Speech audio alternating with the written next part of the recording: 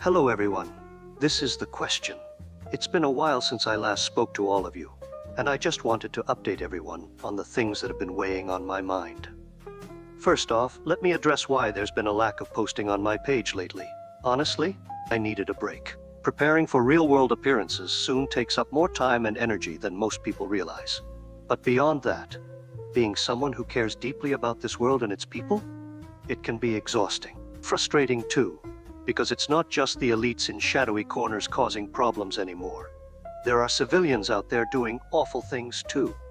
It's hard to be someone who genuinely wants to fight for change when we live in a society where civilians defend predators and politicians like they're getting paid or receiving an autograph. To those people defending these so-called celebs and politicians, how would you feel if your neighbor had done even half the things they've done?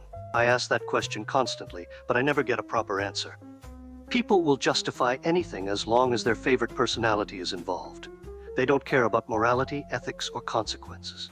Just fame. It's infuriating. There has to be consequences for that celebrity or politician, sure. But there also needs to be consequences for the person who's blindly defending them through a parasocial relationship. The follower enabling this behavior, they're just as guilty in their own way. This isn't about hating fans or being unkind, it's about accountability. If you cheer on someone harmful without question, you're part of the problem too. We can't keep acting like morals only apply when it's convenient. On to something lighter.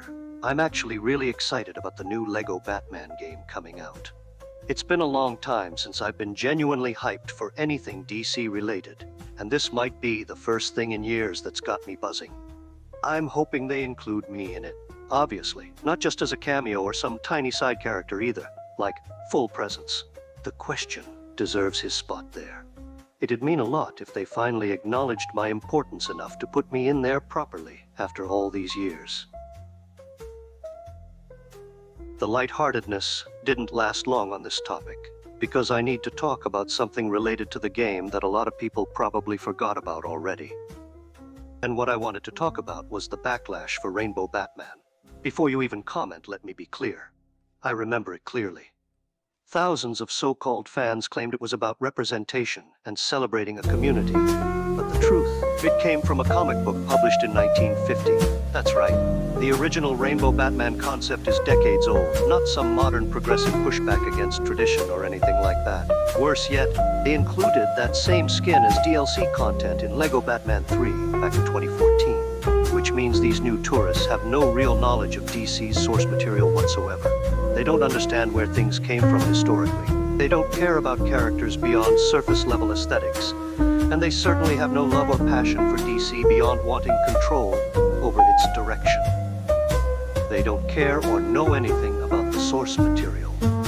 They're clueless on the history of these characters, and they have zero respect for them. All they know is memes, trash live-action movies, and think DC was created by Zack Snyder or James Gunn.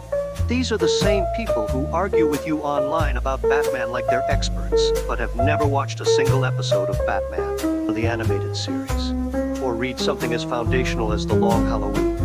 It physically hurts when I see someone trying to debate me passionately while clearly having not seen any DCAU content. And yet, these are exactly the fans whose opinions DC actually listens to on social media.